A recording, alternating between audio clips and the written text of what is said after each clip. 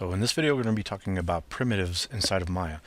Maya has primitive shapes that you can generate, and you can change the values of these things on the fly, and you can kind of change them pretty easily to make a bunch of different shapes that you need.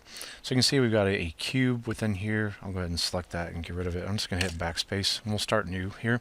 So make sure you're in the modeling menu set right here, and if we go create Polygon primitives, you can see here's all the different primitives that we can kind of take a look at.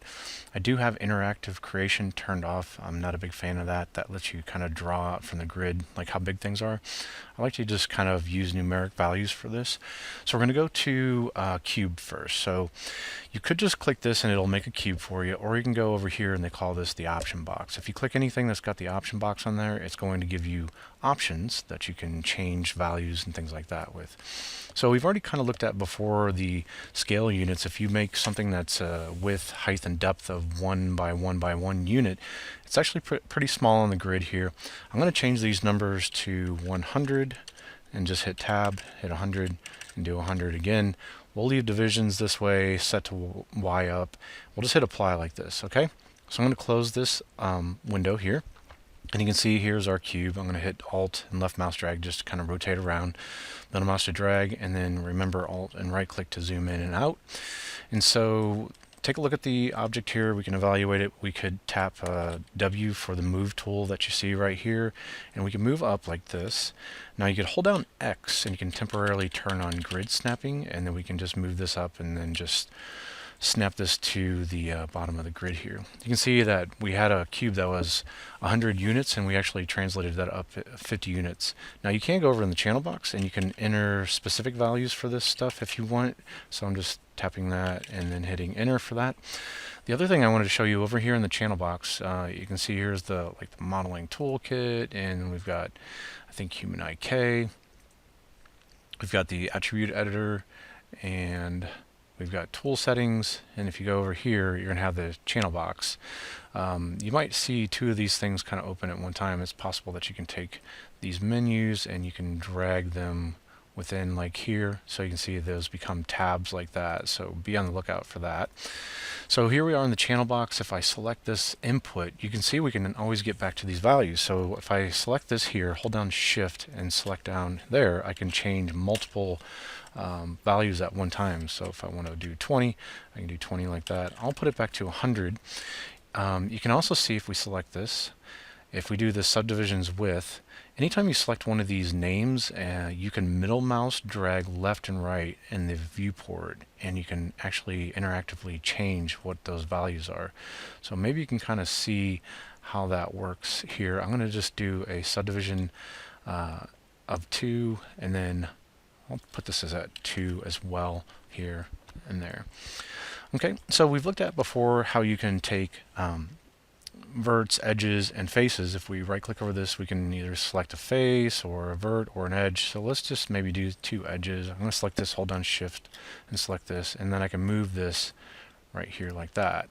And you can see we could start to manipulate this thing if we wanted. If I went to F9 or right click on here and say vertex, I could drag a marquee on this, select a bunch of verts, move those around. If I wanted to drag this down like this, I'm starting to alter the shape is basically what I'm trying to get at. So if I tapped R for this, for scale, then we can kind of scale this thing in. And you can see how we're quickly taking that primitive and manipulating it. Okay? So I'm going to go ahead and select this. I just hit F8 to go into object mode. You can always right click and say object mode as well. Select that and hit backspace. So let's look some more here. Something else about this menu. If we do create and do polygon primitives, we can go grab this stuff here, or we can rip this whole thing off. Like I just grabbed that top part, sorry. So I'm able to rip that kind of menu off that you saw here. Like that. The other thing is if I go into polygon primitives, I can rip that off too, just by selecting that bar kind of thing at the top. So if I know I'm going to be working with this for a while, it's possible that I can kind of just have this thing sitting out here. So we'll go ahead and do the option box for a sphere. I think I accidentally created something. I'll just delete that. Let's go to sphere and do the option box for this, and we'll hit apply, and you can see that the radius of this is pretty small. Let's change the options on this stuff here. We got a radius right here. I'm going to click this and middle mouse drag and make it quite a bit larger. We'll set this to 100 like this. And then we've got subdivision axis. So it does the divisions within here. So maybe I'll put that on something like 16, and then we can do subdivision for height. And maybe another good number would be 16 right around in there. So there's our sphere. Again, you can use faces, edges, and verts to kind of manipulate that a little bit more if you wanted to. So let's just go ahead and select the sphere, delete that. Let's also look at cylinders. So we'll do the option box for this. And if you want to reset the settings on any of these things, you can always go edit, reset settings. I'm going to hit apply for this. And you can see this is pretty small. Let's go ahead and select it. Let's do the radius, middle mouse drag that up. And let's just do a radius of like 50. And then we've got height. That controls some stuff like this. So let's put this at 50. And then subdivision axis. I like to use numbers like 8. And the reason for that is because when we're making geometry later, if I hit F10 or right click on here and say edge, and I select these edges, if I get rid of this, we can basically turn these polygons into quads just by deleting the edges away on this stuff. So I'm going to delete this, this. This is getting a little more advanced, but we can tap 3 to do smooth mesh preview on this. So we can see what it looks like in the smooth mesh preview mode. And that's basically why I'm turning things into quads. So I'll tap 1 to go back into the regular mode like this. Now something to note about if we change values and then we start to delete geometry away, the primitive stuff, Maya, it does have problems with some of this stuff. So let's just see what happens if I change this to 20. That one works okay. If I change the radius to 25, we've got no problems. If I change the subdivisions, it could get a little dicey at that point. So I'm going to hit undo for that. If we want to delete history, we can go up to edit and delete by type and history, and note the hotkey for this. And we'll use it quite a bit, Alt-Shift-D. We'll delete the history on that. So we'll go ahead and delete that one out. Definitely use cylinders quite a bit. I'm going to go ahead and change the options on this real quick, like this to 100, and put this at 16, like that, and hit apply. I just want to show you that we can rotate this thing. We'll put it on, I tapped E, or we can click this right here. We can rotate like this. Now if we hold down J and click and drag, we can rotate like this, and then we could rotate like this as well.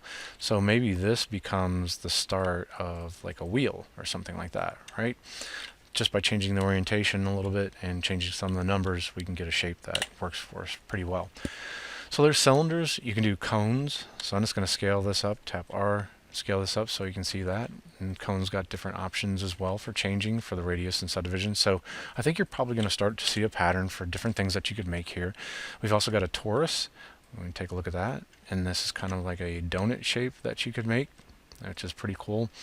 Let's see about the subdivision axis. So I'll put this on 16, and the height, I'm going to drop this down to 3. So you can get a shape like this. If you put it on 4, we can get something like this. So you might be thinking, boy, I wish I could just make this into a pipe-like shape.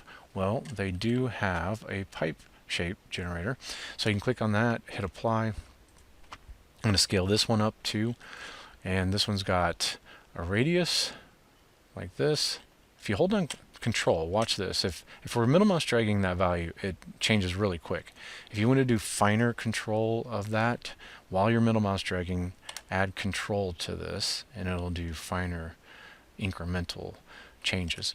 I'm going to change the height like this, thickness. It's pretty cool.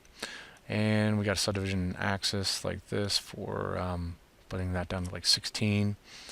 And we've got subdivisions for height as well. So that one comes in handy for sure as well. We've also have a plane. So if you want to make a flat plane, so you can see just scaling this up, if I do a whole number of 4 right here, it's going to snap to my grid that I've got. And we've got subdivision width and height. If I make that 100, you can see the kind of divisions that we got here. You can do 50, 20, something like that, 40. Now I'm matching my grid that I've got there for that. So let's delete that out.